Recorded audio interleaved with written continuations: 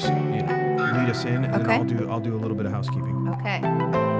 Welcome to another episode of Under the Influence of the Georges. Today is a glorious day because we have another guest, our second guest on the podcast, and one of my favorite people in the entire world, Miss Danielle LaBelle. Esquire. Hello. Oh, Welcome to the show. What a great radio voice you have. Thank you. Now, I wanted to bring you on the show for a few reasons. Mainly because you're a very, very bright woman, first of all. Oh, well, thank you. You are an accomplished family law attorney, may be Jake's divorce attorney. And not only that, but you're one of my best friends of 10 plus years. Yeah. And you're always the person that I go to when I have questions about politics. And weren't you a history major? I was. Okay. So you just got backgrounds on backgrounds here. But no, I like to come to you, especially when I became a little bit more politically involved during this last election, just really wanting to understand how things work. I was like, I need to ask Danielle about this. And when we were in Europe, you Oh, God. made sure I knew everything about every place we ever walked by, looked at, possibly could go to. So I appreciate you and your knowledge, but I thought that there's lots of people who have a lot of the same questions as me about how our government is run, about our... Well, be honest, like most people do not know how most government, even local bodies work. And Right. so there's a lot of questions that people are intimidated to ask because they feel like they're going to look stupid. Yeah, I have no shame in asking those questions. Public school has failed me in that arena as well as geography, but for another time. So why don't you're from where? I am from Spokane. And how long have you been in Seattle? Oh, my gosh. I've been in Seattle since 2012. Thank God, because it was Yeah. not the same without you. And tell us a little bit about what you do now. I'm an attorney. I'm a family law attorney. So that's what it is. That sounds like a very stressful job. It can be, yes. But if I remember correctly, you are constantly arguing in the most entertaining way in our sorority. And if there's anyone who belongs in a courtroom, it's you. Oh, well, thanks. I mean, come on. But your next move, talking like you can't talk about that, huh? No. But you've Nope. always had an interest and a passion for politics, right? I have. Where did that come from? Has that always been the case? Like, what makes it exciting to you? So it's kind of interesting because growing up in Spokane, it's the eastern side of the state. So anyone's familiar, it's a very, very different political climate over there. Conservative. Very Yes. conservative. And so growing up, that's what I grew up around. Mm-hmm. And I also grew up in a kind of sheltered place that there wasn't a lot of diversity. And so growing up with those ideals, that's kind of how you think things are. And so I was pretty solid in my conservative convictions. And then when I got older, I went to college at WSU. Woo, Go go Cougs. Cougs. And it really opened my eyes to the different people of different cultures that I never saw growing up.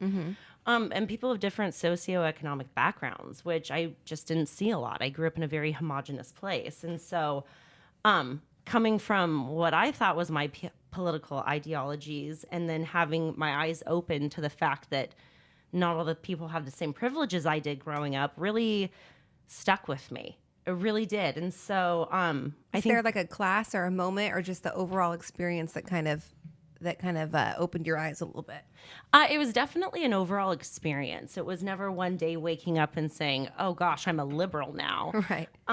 It was just slowly. Would you call yourself a liberal now? Absolutely. Interesting. Yes. I think that's what made having her on. I mean, obviously knowing an awful lot about politics and history is really, really helpful, but the perspective of somebody who has kind of lived both walks of life and not saying that now you're smarter than you were and so you are where you are now. I just think you have a wider range of experiences and you've landed here, and it's not just because you've always been this way or that way. You have been, and I think you still probably have some areas of the Republican Party where you find yourself at least understanding or resonating with some of the ideology, or maybe what used to be the Republican Party. But Well, sorry to cut you off, but I think it's what you kind of always go to about religion, where a lot of people just believe what their parents believed, and Yeah. and you tend to respect it more when somebody has gone out of their comfort zone, experienced something, and they believe that because of the experiences that they have had.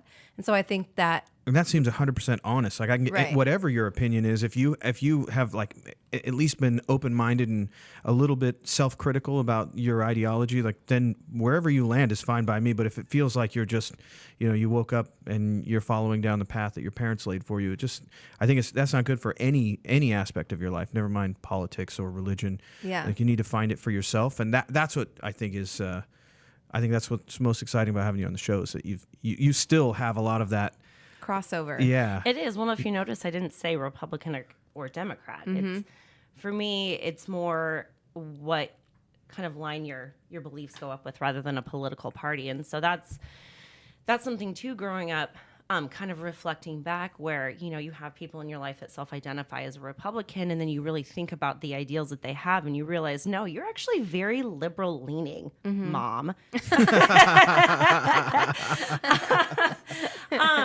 But that's kind of what it comes down to. And so that's what I say. I mean, I definitely identify with the Democratic Party, being one of the two major political parties that we have, but I definitely would more call myself a liberal because I'm not set in any of that. And I think especially in this last election cycle, if you ask a lot of people that identify as Republicans, I think they say the same thing because there are a lot of people that, believe that Donald Trump does not stand for Republican ideals, especially if you go into places like Eastern Washington, I think is kind of an interesting place because a lot of times you have places that are so conservative and so Republican that they can't see out of that. And I think Eastern Washington's kind of a unique place because they are in this kind of little conservative bubble.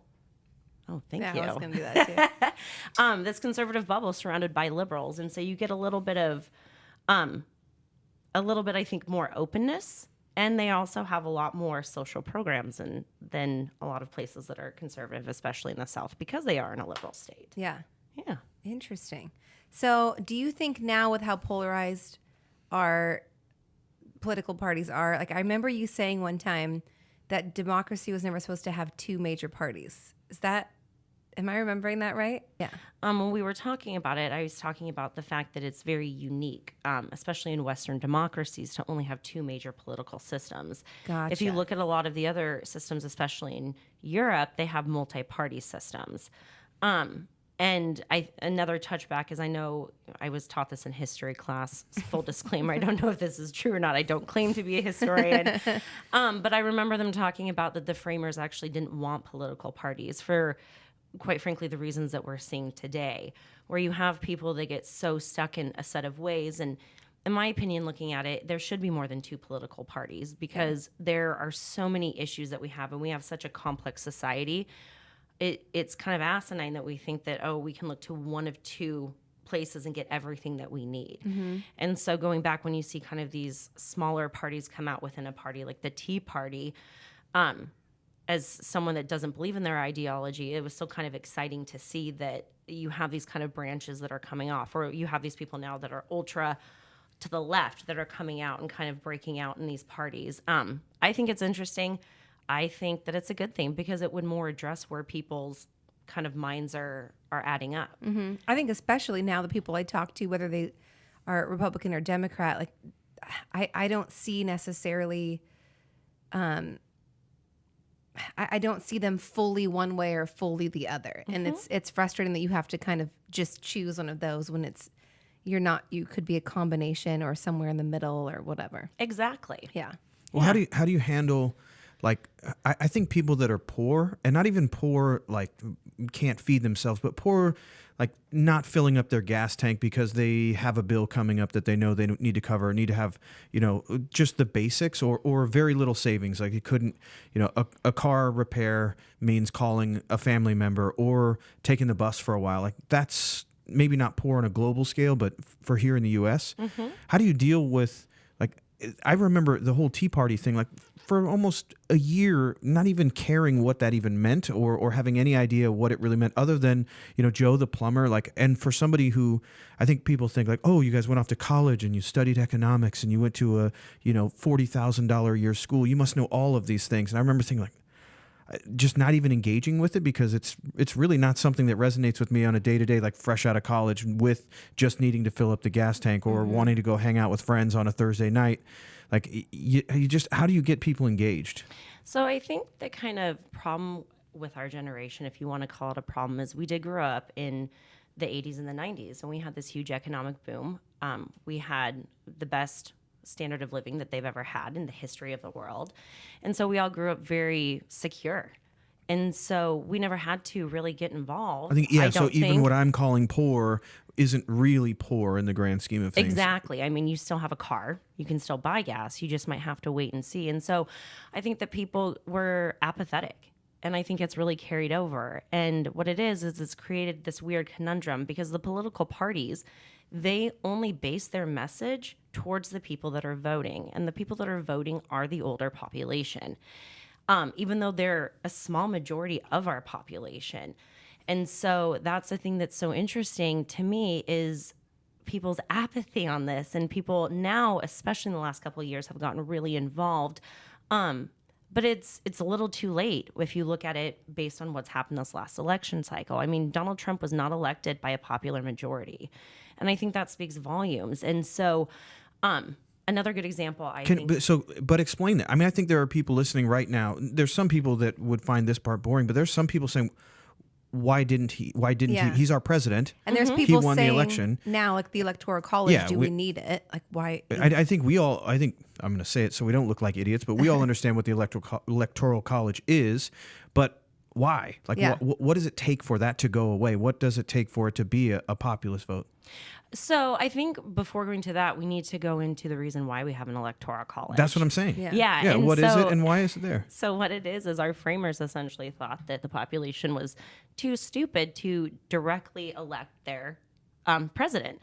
And so what they did, and a lot of people don't realize this, is when we vote in an election, we're not actually voting for our president. We're voting for who we want our electoral college to vote for. And each electoral college is determined by the states. Each state has a number of points, as you guys probably saw. And so that's essentially what it is the framers said, okay, well, we're going to let people... Who are the framers? Oh, see, great question.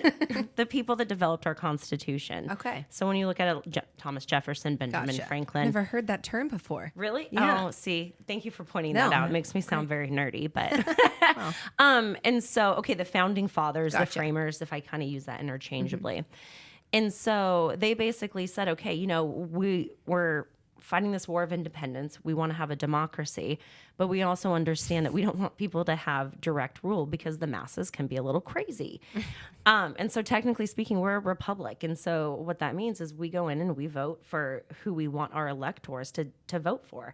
And each state has their own rules on how it is. A lot of the states, the electors have to choose who the popular vote faces. And so that's essentially the reason. And is there ever a time where they don't vote what the populace would want? I don't know. Okay. If it has, it would be so rare. The problem comes to the fact that California has, 30 million people in it and only X amount of votes from the Electoral College, and a smaller state has it's disproportionate. So you can have large population bases. It's actually not. The Electoral College is based on the population of each state. Danielle, you're supposed to agree with me. There's got to be a better way than saying I'm dead wrong. You are wrong. No, this is exactly why we're having the conversation. I thought the same thing. It changes. It's kind of like the House of Representatives where we have the same amount of people that are in that body. So then of explain to me Congress. how you win the popular vote and lose the election then, if that's... Because when you look at the states that mattered, if you go into... Is that like Illinois, like where they spend so much time? Like, why are there certain states that matter more? Because they're influential. Okay. And so when you go back into, the campaign, Donald Trump came to Washington, if even not even a handful of times, because it doesn't make sense for him to campaign here because again, the Electoral College. He's saying, okay, I don't have to address any issues within the state of Washington because I know that they're going to vote for a Democrat. And that's where the issue lies. And you have these huge battleground states that they talk about. And a lot of them are in the Midwest. And that's because those people are influential. And that's why a lot of people say that the Electoral College is outdated, because the purpose of it was to have educated people vote for who is going to be our president. Now it's turned into a very regional, direct campaigning process. Gotcha. People don't come to Washington. Obama never came to Washington because he knew. He knew he had it in the bag, right? Exactly. So you got 23 that you know what they're going to do, 23 that you know what they're going to do, and you fight over the remainder. Exactly. And so that's why you have these battleground states, and that's what people look at. And when you watch, election night coverage, they really only care about certain states for that reason. But on a side note with that, I think that is changing. And a really good example is Beto O'Rourke out of Texas. Did he announce yet? He hasn't yet. Okay, but he's close to, right? Like I think so, they're yeah. kind of saying that he might. Yeah.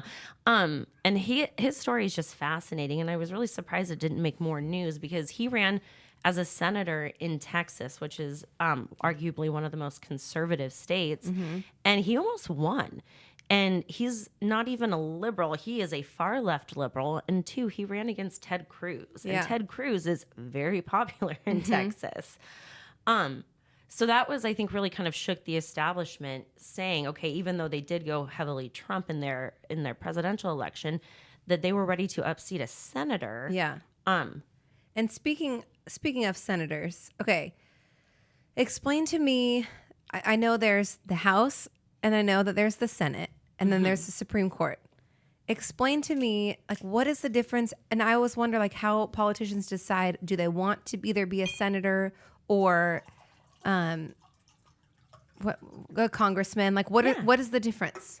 Okay. Is one different than the other? Like, how does that work? So basically, the best way to think about it is our government, we have three branches of government.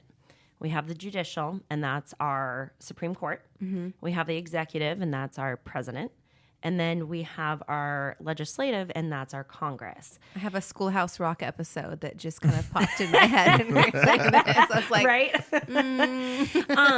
And that's important in and of itself, because our founding fathers, the framers, right? Just for our listeners that aren't watching the video, Danielle did do a double finger point. Like finger guns. I did. Just wanted to clarify that's what was happening. Okay, continue. And the reason why they did that is because they wanted to create a systems of checks and balances so that no branch of government got too powerful. And so that's on our Supreme Court. We have 9 justices. Our executive branch, that's our president and what he does. And so the legislative branch is where we have our Congress. And so our Congress actually has 2 chambers. The first chamber is the Senate, and the second chamber is the House of Representatives. And so a senator comes from the Senate, and a congressperson comes from the House of Representatives. And they have a lot of kind of different functions, and they have a lot of the same functions. So for a bill to pass, it has to pass in both houses.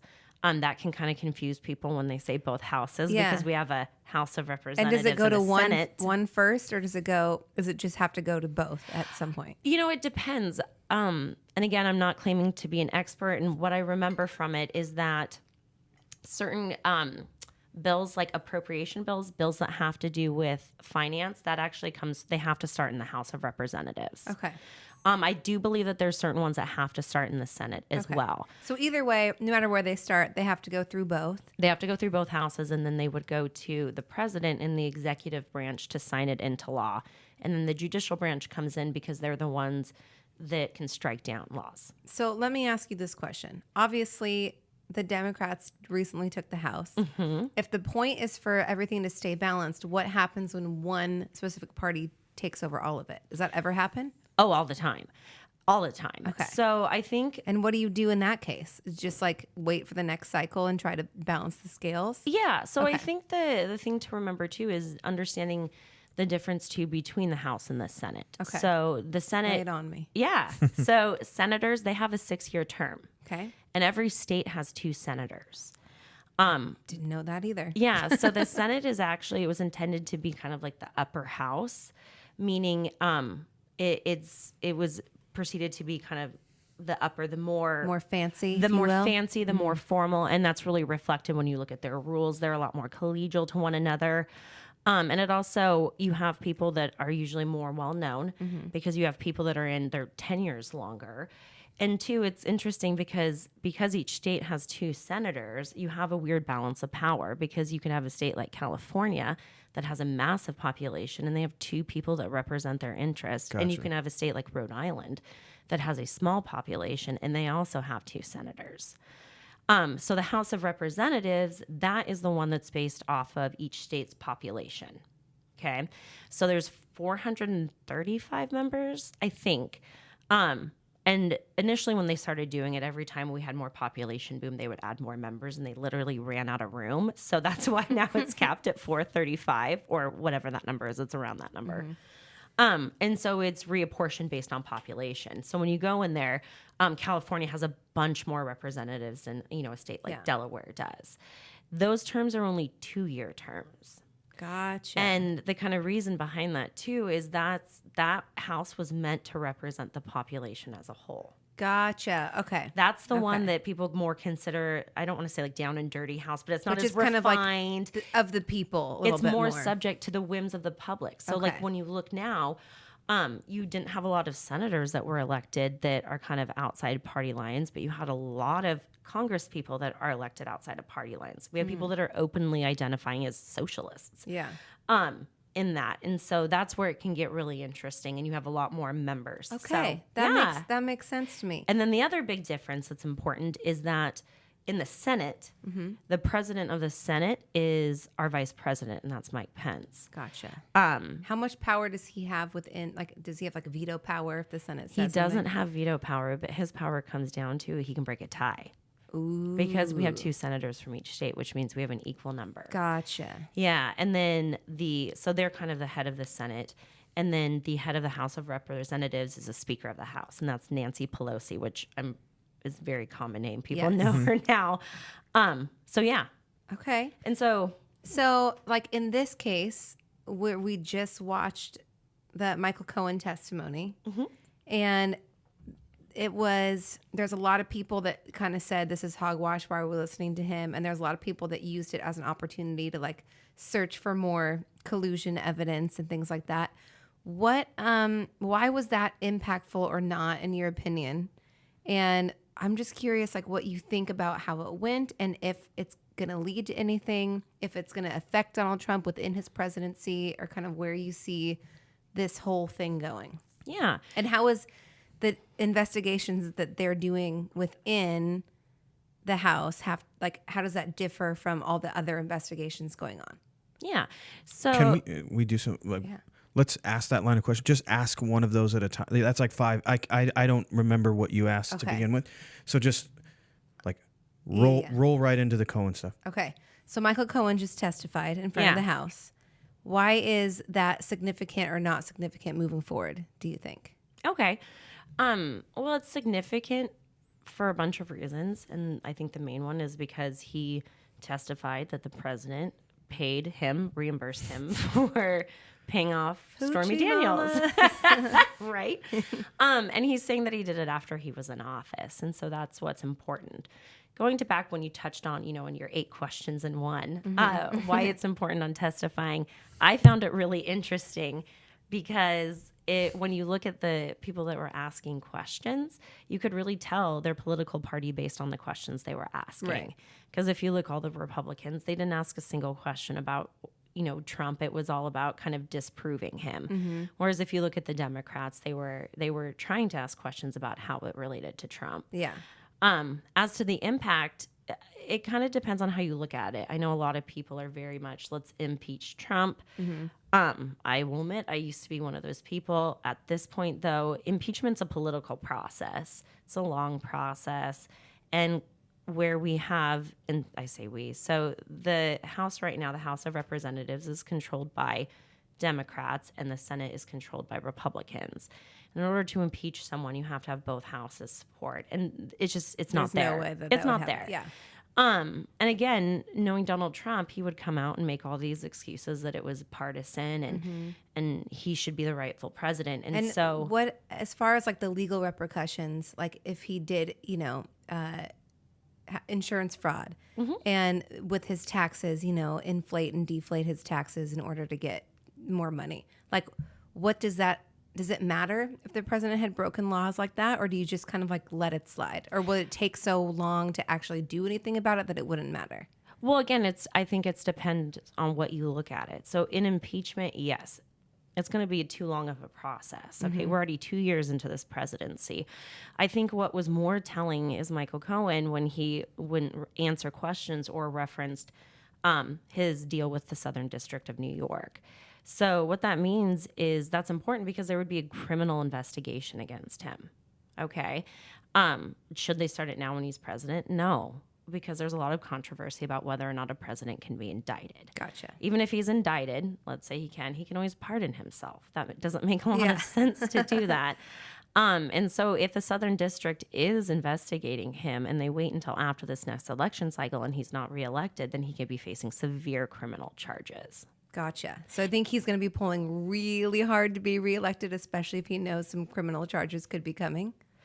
Yeah. That's what I think Cohen was touching on about not having a presidency that's handed over. Exactly. If he lost. Yeah.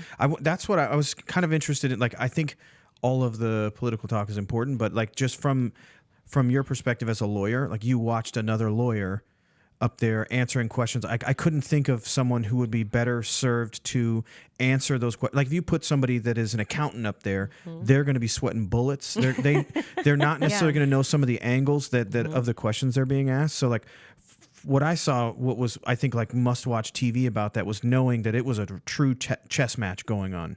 Well, exactly. And when you look at Michael Cohen, I mean, the thing to remember is he's an acknowledged liar. He totally admits that he committed perjury. And I think that's really important. But when you actually watch his testimony, he comes across very credible. And isn't he at risk of finding himself in deep shit if he doesn't, if he comes back and lies again in that position?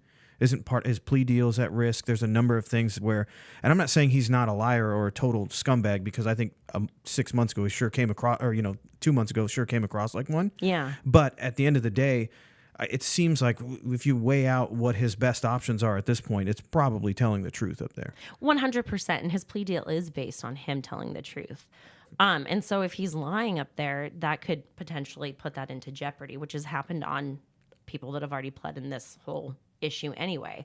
And I do think he came across credible. I mean, whether or not his motivations, he was up there, talking about that he's changed his ways. I don't necessarily believe that. I think that this is retribution. I think that he sat down and Trump kind of threw him out, and so he's giving in kind. But I do think he was honest in his testimony. And I also just found it fascinating him sparring with some of, especially the Republicans, going back and forth with them, because you could really tell his skill as a lawyer and as a fixer, because, I mean, they just look silly when you look at them, and he was composed and he had his answers, and he didn't get as emotional as some of them, and like and and he's been playing in the big leagues for a long time. Well, exactly, and like he said, he's like, trust me, I know Mr. Trump, and he does. I mean, he was there, he was his fixer, he did all of these things to kind of clean up his messes over the years, and so along those lines, you being an attorney or someone who may represent someone else in the room, like, how do you feel though about an attorney who's effectively flipping on one of his clients like that? There's got to be some moral dilemma, or when they releasing the tapes of them without their knowledge. Yeah, and so it comes down to basically, am I at risk here, Danielle? That's what he wants to get down to. We want to have you on record. I mean, I'm a CEO of a publicly traded company. I need to know my attorney is keeping my shit under. Yeah. I'm just kidding. So the difference is number one, he's already disbarred. Yeah. Okay. Yeah. And two, there is, and I don't know how it works because he's licensed in the state of New York. But there is a provision in Washington, because each state licensed their own attorneys, that if you sue your lawyer or make a bar complaint against them, they can break confidentiality. Gotcha. I don't know if that's because of it, or again, he's disbarred. He's not going to practice Yeah. law. Well, I was ever more just again, asking you, so, like, yeah. personally, like, well, that's a dilemma. I mean, there has to be at least some moral dilemma. I mean, there is, but Michael Cohen admitted to, I think, a bigger dilemma. And so one of the things with attorneys, we can break confidentiality in a couple of situations. One, if we know someone is going to be a harm to themselves or to others, or if we know there's severe financial crimes. And Michael Cohen, by his own admission, he participated in these things. And so I quite frankly, I think his dilemma of breaking confidentiality was the least of the things he did wrong as being an officer. Small of the court. potatoes, given what he was up against here. Yeah. And I think that's what it comes down to. I also really like the kind of threat he issued about, if Trump's going to do this to me and I know everything, just wait to see what he's going to do to the rest of you. Oh, yeah. And it's interesting. I liked when he asked, he was getting asked again about his book deal and movie deal. And he said, if you'd like to let me know who you want to play you, that would be helpful. That was fun. Yeah. So let me ask something from the other side. And Okay.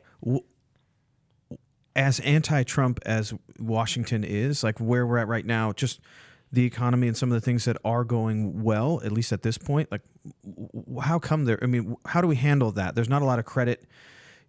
I just feel like in Washington, there's just a narrative that is so anti-Trump that even I'm actually going to restart.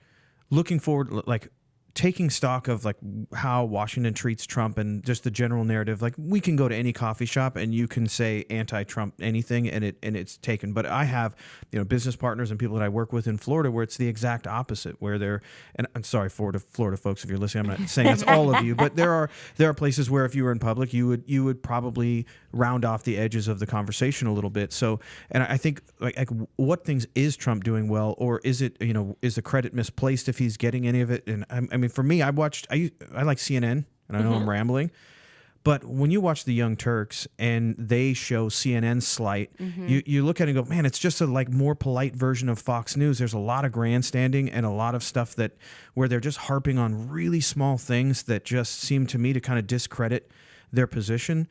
What things is he doing well, if anything? Well, I mean, is it's kind he of a hard question to answer because fundamentally, I disagree with pretty much everything that he stands for. And I really truly mean that. His policies, who he is as a person, how he treats people. And so it's kind of it's a hard question. The one thing, you know what? I just thought of something. He's an excellent politician. Yeah. And he is, because he's been able to get people to vote for him when you look at his ideology and the things that he said and the things that he's done, and that people are still supporting him. Oh, after the Access Hollywood tape, I was like, there's no way. Exactly. And it's hard when you sit there and you see these people, but a good example, and kind of talking about your question, in Washington, we're so anti-Trump. And it's actually not true. I think in Seattle we are. And so growing up in Eastern Washington, Facebook, I have a lot of people that I'm friends with that I grew up with. And a lot of them are big Trump supporters, conservatives, kind of everything that makes me cringe inside. And so, leading up to this election before Trump was elected, and I was convinced he was not going to be elected. I think he was believing too. that.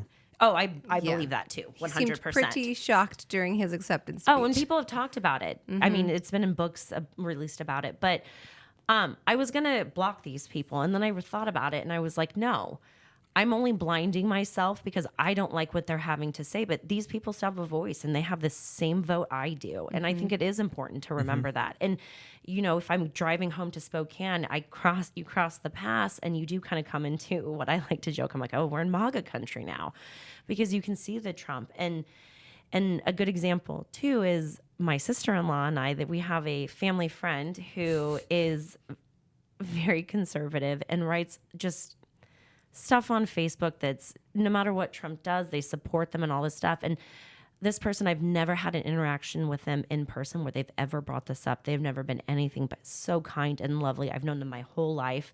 And it's really tainted my view of them. And it's really hard for me to kind of reconcile the person that I know versus kind of the stuff that they're putting out there. And so that's really humbling for me to remember too, and saying, okay, I may truly believe these things, but I know this person's not a bad person at heart, even though their political beliefs are completely different than mine. So those are things I try to remember, because I do think that everyone's entitled to their opinion.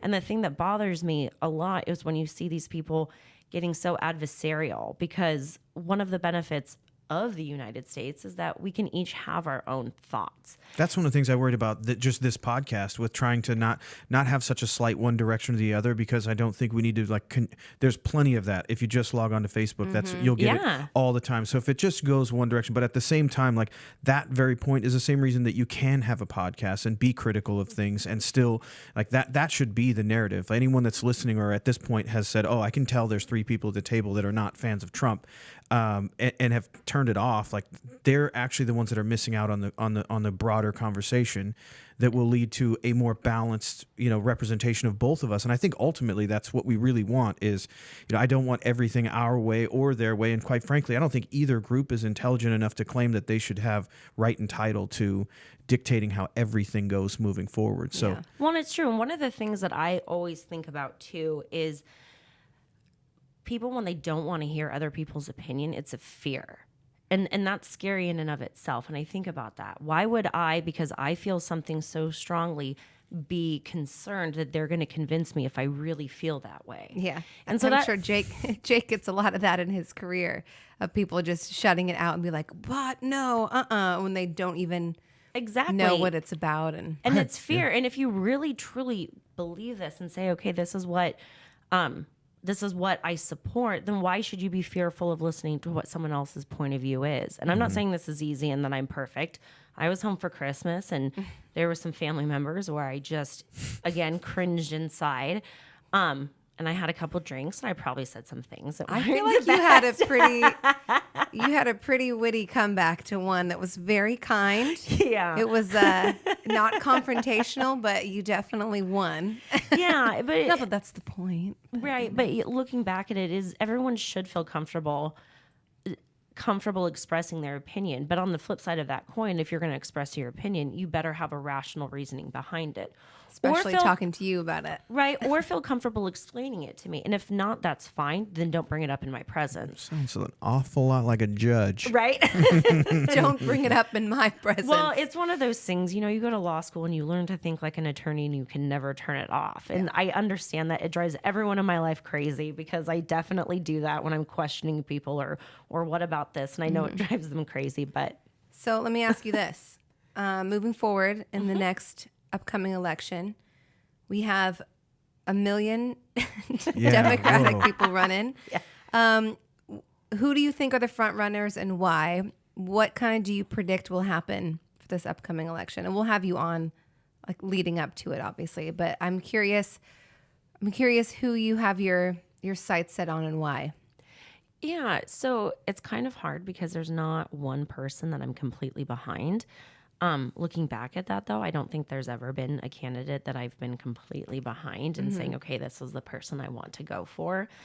And I think it's also, I'm really hesitant because with our last election, everything changed. And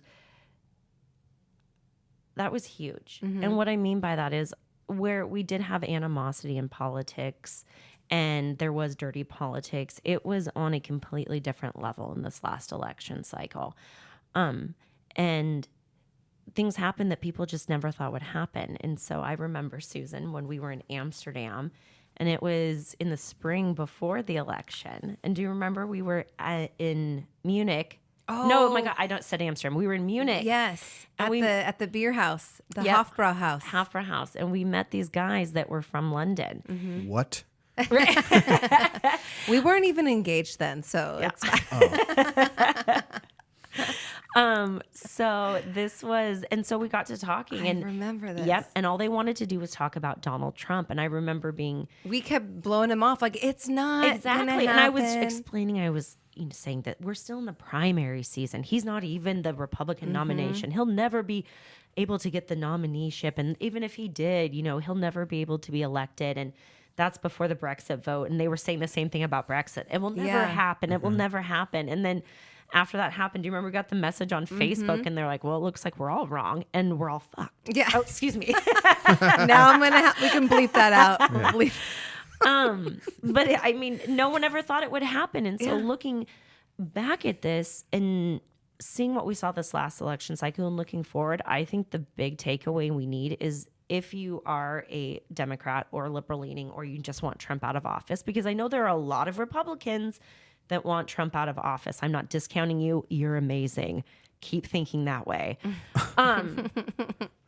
But it's important then that we figure out how to win an election. And that's not someone that's likable. So a good example is Joe Biden. Everyone loves Joe Biden. He's like the nicest guy. He seems very genuine and lovable, and his story is great. He's friends with Obama. People love that. Do I think that we need another white male running? No, I don't. And the reason being is that we know that right now we have people that support Trump. And quite frankly, there's nothing that he could do at this point that's going to change their mind. Right. Think of all these horrible things he could do. They're supporting him. Okay, so we have the people that don't like Trump. So those are pretty solid people, okay? But if we're going to vote this person in office, and like we talked about before, the majority of the people that vote are older, and the majority of conservatives are older, which means they have a higher turnout than we do, which means young people listening, vote, because it is really important. Because if even a small fraction of people turn out, that's the difference. And that's why looking at Beto O'Rourke from Texas is so important, is he did not go out trying to change anyone's mind, because people are really set in their ways. He went out and he got new voters. And so when we're thinking about who's going to run in this next election cycle for Democrats, we need someone that can get people excited. And that's not Joe Biden. And that, well, no. What do you think about Bernie? Is he too old? Is he too... You know, do you think he can do what he did last time and actually go all the way, or no? I like Bernie's politics. Do I think he would, who should be our Democratic nominee for president? No, I don't think he should be. Yeah. And there's a whole list of reasons why on that. But I think what it comes down to is we need someone who's charismatic and he's going to get the young people out to vote. Obama did extremely well. I mean, looking at our country, we have a huge racist problem, and he was able to be elected twice. And We have a huge racist problem. I mean, we do. We do. Well, let's call a spade a spade. No, I agree. I think it just felt very pointed towards one individual. Oh, I didn't even mean that. Race is a very big problem in America Yes. still. Yes, obviously. my point. I mean, that wasn't pointed, even though Yeah. but it's true, and I mean, I'm a person that I can believe that you can make racist comments without being a racist. But regardless, we still Please have, don't. we still have. Okay, so we still have a lot of people that are, and so to get someone that's elected like Obama, where we have this horrible birther movement and all this stuff, it says something, and it's because people went out and voted for him. And Hillary Clinton, she's kind of a unique situation because I truly believe she is the smartest candidate. I believe she would have been the best president, and I think her issue is just likability. And I say that with kind of mixed emotions because I don't think it should be dependent on likability, but I also think it is dependent on likability because our president... Just the reality of the situation. Well, and our president is our head of state. They are not our government. We have, like we talked about, we have 3 branches of government. Our president is they have power, but they're also a figurehead. Yeah. When people think of America, that's what they think about. If you had to choose someone right now, who would it be? Oh, I don't know. I don't know. Okay. I'm open. I mean, if any candidates are listening, convince me. Yeah. All right. Because we have Jay. Are you going to run in 2020? Right. I'm actually not old enough to run for I'll be your president. Veep. Oh, you're just too young. You're too young. Yeah. Just have to wait a Yeah. while. But we have Jay Inslee from Washington that's running, and I think that in and of itself is interesting because my initial thought was, I mean, really? And then I had someone who's very intelligent in my life, and he's very politically knowledgeable, and I like it because he just helps me think of things outside the box. And he said, you know who else was a governor from a smaller state that wasn't very well known when he went in, and that was Bill Clinton. Oh, yeah. And I was like, oh gosh, I guess that's true. So let's see. I mean, Jay Inslee, he's very, very left. He's running on a platform, especially of climate change control. And I think that's really important. And I think that speaks volumes. I thought you were going to pick Howard Schultz, hands down. Oh, God. Right. No, I mean, there's a lot of interesting people that are running. Kamala Harris, I love her. Yeah, I think me she's too. great. I watched her on her town hall. I do think that you can tell that she's been brushing up on her kind of presence when you saw her the last time, and that's exciting. Beto O'Rourke, if he announces, I think he would be a really interesting candidate, especially from Texas, being a very left-leaning liberal. But Yeah, he's that'd really be- charismatic. If you guys watch him, Oh, we know he you is. like him. I know, I do. Yeah, We know. yeah, we Keep know. talking There's a about the soft spot. Yeah. likability of him. Been talking about it for a while. Okay, so let me ask you this. Okay. We'll try to wrap it up over here because we've been talking for a while. But what is your advice for people that want to get involved? Like sometimes I think for me, voting isn't enough. Like I want to do more or educate myself more, or the young people that haven't been engaged yet. Do you have any ways to either educate yourself or other ways to maybe get involved? Yes, I think the big thing, if you want to get involved, is first educate yourself. Again, And how do you do that in an unbiased way? I think you have to look at news from a bunch of different sources. I think people get really stuck in their views and their ways. As much as I hate turning on Fox News, and again, that's another thing that makes me die inside a little bit. Every once in a while I do, because I think it's important to see what other people are seeing. And it's a very popular program. Every big headline, I'll go CNN, then I'll see what Fox News is reporting on. And like, that's what's so frustrating is I feel like nowadays we can find whatever news source validates our own slanted opinions. And that's why Jake and I love watching the Young Turks so much, is because they will give you their opinion, but they will also say, here are all the facts in an extremely balanced way, which is what news used to be, right? I don't think so, no. You don't think so? No, it's always been biased. And the Young Turks, I love them, but they're also biased. Super biased. Yes. I think the platform itself used to be. I think it's just straightforward and to the point. It's not necessarily without a lean. Yeah. And it was a little. I think it was a little more unbiased when it started. They just and seem I think more Cenk fair Younger's to me. point was to do something where he wasn't told what to say, Right. and he could represent what he feels. With the Trump situation, they've doubled and tripled and quadrupled Yeah. down on the fact that they're just going to, because morally they just think he's bankrupt, and that's kind of a big part of the show. So they go in all the time. Mm-hmm. Well, and this is the thing, though, is you can never get a news source that's ever truly unbiased, because humans are internally biased. We are. We don't want to admit it, but we are. No, I'm not. I know. But it's about all different things, right? Yeah. Like we're very convinced that we're right in our thinking, and people have truly, truly believe that we're wrong in our thinking. And so that's why I'm saying you need to expose yourself to different sources. I think that people that rely on one source of information, that's where you get into trouble. It's kind of like the Facebook thing, not unfriending or blocking people that have different views than I do. Yeah. Because it is important, and news has never been unbiased. It's always been that way. There's always going to be agenda. Just check it out. And I think the biggest thing is to be educated. I don't care if you're a conservative. I don't care if you're a Republican, but then you need to be able to tell me why, and not some vague thing because I don't like Hillary. Yeah. That's the worst. It drives me nuts when people use that, because that's a scapegoat. And you're being uneducated in your opinion, and everyone's entitled to their opinion, and you have the same vote I do. So if I research this stuff, I believe that you should too.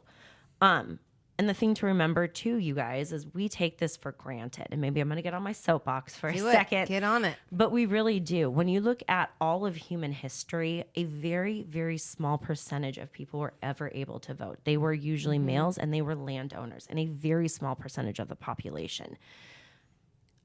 Looking back at these things, when you see these histories and these wars, it's people that are fighting for independence. They're fighting for their right to have a say in how their lives are. And I think it would be mind-blowing to them looking back and saying, okay, something that we take for granted and, it will figure it out, that they fought so hard for. And again, I think a lot of it is the fact that our generation and our country, we kind of achieved what people had been working for thousands and thousands of years. We live in a place where we don't have to worry about having food. We don't have to worry about having shelter. We don't have to worry about invading armies coming in. And it's made people apathetic. And that's what's really concerning. And looking back, when you see these events in history that have taken place, like Nazi Germany. And I'm not trying to compare America to Nazi Germany at any means. I'm saying this because everyone knows what happened in Germany. It did not happen overnight. It did not happen over a year. It did not happen over 5 years. It was slowly chipping away. And when you talk to people that were there, they never say, okay, I agreed with this. It was you give a little bit and a little bit and a little bit. And looking at our political climate right now, that's what I'm concerned about. We have a president right now who's declaring a state of emergency for something that is not an emergency. And to me, I'm joyful when I hear about, so the House of Representatives, they passed their resolution basically saying that, no, this isn't a state of emergency. We're not going to do this. And even though the Senate is controlled by the Republicans right now, they're very seriously considering also passing it. And that in and itself would be huge. We can make a whole other podcast on if that happens, because it will be huge. But it's something that very well could happen. So it's an important time. So get out there, know the issues. If you want to vote for Donald Trump, do it, but then be educated about it and know what you're getting yourself into. If not, go out and still understand the issues. And then getting involved is find someone that you support and reach out to them. You see these grassroots movements now, these people that are being elected, like Alexandria Ocasio-Cortez. She won in the primaries against a Democrat he was in office for a long time. I don't know how long. He outfunded her by a significant amount of money, like outspended her, you guys would not believe. And it's because she was going out and she was knocking on doors and talking to people. And she's such a polarizing subject now, but she did exactly what other people have been able to do, is get people to vote. So do that. Find someone that you support and then go out and support them. I mean, email them. Reach out to them on Facebook, reach out to them on Instagram, reach out to them on Twitter and find out what they're doing. Yeah. And ask them questions. And if the information's not out there, then go to their rallies, go to their stuff and ask them. Yeah. That's the best way to do it. And people, remember, it does make a difference. A man that was on The Apprentice is our president. It does. Yeah. Okay. Well, any closing remarks besides those wonderful ones? I don't think so. Okay. Yeah. Get informed, people. I mean, it's our lives. It is. And you may not think it's affecting you, but it is. All right. Okay. Geez. I know. Yeah. So we have been shooting video on most of the podcasts, maybe all of them. We shot a little promo video today for the actual YouTube channel, and we have a lot of things going on. Greenlink has its Greenlink International channel. Susan has Susan G Music, where we've uploaded like 50 different videos of music and entertainment and lifestyle type stuff. So the YouTube channel for Under the Influence will be kind of like the podcast is a catch-all for a lot of the content that we both experience in our lives, and we'll have kind of a steady balance of, sports and entertainment, music, which is, I guess, entertainment, but some of the stuff about my work, some of the general entrepreneurship, and anything that falls under the bucket of our personal and professional work lives. projects. Yeah, so it's kind of the catch-all for everything. So we will upload most of these onto the YouTube channel. You guys can start watching them if you want. I don't know if that's going to be something you're into, but if you are, it'll be there. So like, subscribe, follow, share. We're getting the podcast has been one of the things, like, just to take 2-3 minutes and talk about it. It's been one of the things that we've had more response on than just about anything else we've done. And like I independently, said, we've done 50 plus videos on your YouTube channel, and my work. We do a lot of shareholder updates, or we're beginning to do a lot of shareholder update videos.